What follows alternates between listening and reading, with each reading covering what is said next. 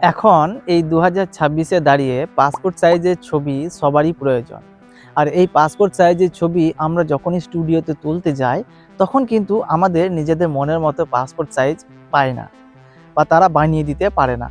তো এখন আমি আপনাদেরকে আপনাদের মোবাইল দিয়েই, আপনাদের যে মোবাইলে তোলা রয়েছে যে ছবি, সেই ছবি দিয়েই আপনারা কিভাবে খুব সহজেই একটা পাসপোর্ট সাইজ ছবি বানাবেন আপনাদের নিজেদের পছন্দের মতো, এটাই আজকের এই ভিডিওতে আপনাদেরকে দেখাবো। তো কিভাবে আপনারা আপনাদের মোবাইল দিয়ে আপনাদের পছন্দের মতো পাসপোর্ট সাইজের ছবি বানাবেন, জানতে হলে, শিখতে হলে আজকের এই ভিডিওটি প্রথম থেকে শেষ পর্যন্ত কন্টিনিউ দেখুন। তো চলুন আমরা মোবাইলের স্ক্রিনে যাই আর দেখে নিই।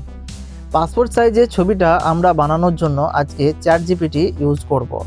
এই ছবিটি বানানোর জন্য আপনারা ChatGPT অ্যাপ্লিকেশনটাকেও ব্যবহার করতে পারেন।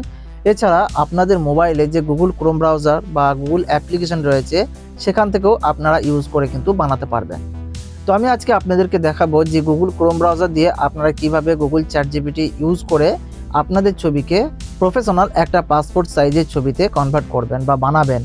তো চলুন আমরা শুরু করি। তো প্রথমেই আপনারা আপনাদের মোবাইলে যে গুগল ক্রোম ব্রাউজার রয়েছে সেটাকে ক্লিক করবেন এবং যে সার্চ বার রয়েছে সেই সার্চ বারে ক্লিক করবেন। ক্লিক করে নেওয়ার পর ChatGPT আপনারা সার্চ করে নেবেন। ChatGPT সার্চ করে নেওয়ার পর আপনাদের সামনে ChatGPTটা ওপেন হয়ে যাবে। এবার আপনারা সবার প্রথম আপনাদের যে মোবাইলে গুগল অ্যাকাউন্ট রয়েছে বা জিমেল অ্যাকাউন্ট রয়েছে, সেই অ্যাকাউন্ট দিয়ে লগ ইন করে নেবেন। তো এবার আমাদেরকে এখানে ছবিটা বানানোর জন্য একটা প্রম্পটের প্রয়োজন হবে, আর সেই প্রম্পটটা সম্পূর্ণ বাংলা ভাষায় আমি কিন্তু লিখে রেখেছি, যে প্রম্পটটা আপনারা ডেসক্রিপশন বক্সে এবং কমেন্টে পেয়ে যাবেন। সেখান থেকে আপনারা প্রম্পটটাকে কপি করে নেবেন। এবার আপনাদেরকে নিচে দেখুন একটা প্লাস আইকন রয়েছে, সেই প্লাস আইকনে ক্লিক করবেন।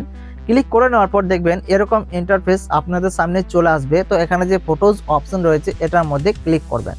এটার মধ্যে ক্লিক করলে এরকমই আপনাদের সামনে যে গ্যালারিটা রয়েছে আপনাদের মোবাইলে, সেই গ্যালারিটা ওপেন হয়ে যাবে।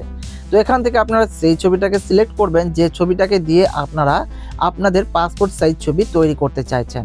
তো সিম্পলি এখান থেকে আমি যে কোনো একটা ছবিকে সিলেক্ট করে নেব। আর যে ছবিটা আপনারা সিলেক্ট করছেন আপনারা একটু ভালোভাবে দেখবেন যে সেই ছবিটার যেন চোখ মুখ সব কিছু যেন ভালো করে বুঝতে পারা যায়। যেমনটা দেখুন আমার ছবিটা আমি দিয়েছি, আমার কিন্তু স্পষ্ট একটা ছবি কিন্তু এখানে দিয়েছি। তো দেখতে পাচ্ছেন এরকমই একটা স্পষ্ট ছবি আপনারা দিয়ে দেবেন। দিয়ে দেওয়ার পর এখানে যে প্রম্পটটা কপি করে রেখেছেন সেই প্রম্পটটাকে আপনারা এখানে পেস্ট করে দেবেন। তো এখানে দেখুন আমি কিন্তু আমার প্রম্পটটাকে পেস্ট করে দিয়েছি, আমি আগে থেকে কপি করে রেখেছিলাম। পেস্ট করে দেওয়ার পর এবার এখানে যে তীর চিহ্ন রয়েছে এটার মধ্যে আপনারা ক্লিক করবেন। ক্লিক করে নেওয়ার পর একটু ওয়েট করবেন, কারণ ChatGPT-তে এখন একটু সময় লাগছে যে কোনো ছবি তৈরি করার জন্য। তো একটু ওয়েট করে নেবেন। তো দেখুন এখানে কিন্তু আমার ছবিটা তৈরি হতে শুরু করেছে। আর আপনাদের মোবাইলে যত স্পিডে নেট চলবে তত তাড়াতাড়ি কিন্তু আপনাদের ছবিটা তৈরি হয়ে চলে আসবে। তো আমার এখানে একটু নেটওয়ার্কের ডিস্টার্ব আছে, সেজন্য আমার একটু লেট হবে বা দেরি হবে। তো এখানে আমি ভিডিওটাকে পজ করে যখন আমার ছবিটা রেডি হয়ে যাবে তখন আমি আপনাদেরকে আবার দেখাচ্ছি। এখানে আমার কত সুন্দর ছবিটাকে একটা প্রফেশনালভাবে পাসপোর্ট সাইজে কনভার্ট করে দিল। আমার আগের ছবিটা দেখুন আর এখনকার ছবিটা দেখুন, তাহলে আপনারা বুঝতে পারবেন পার্থক্যটা। তো এখানে কিন্তু আগের ছবিটা আমার কেমন ধরনের ছিল আর এখনকার যে পাসপোর্ট সাইজ ছবিটা তৈরি হয়েছে সেটা কেমন হয়েছে। তো এভাবে কিন্তু আপনারা আপনাদের মোবাইল দিয়ে পাসপোর্ট সাইজের ছবি কিন্তু খুব সহজে বানাতে পারবেন।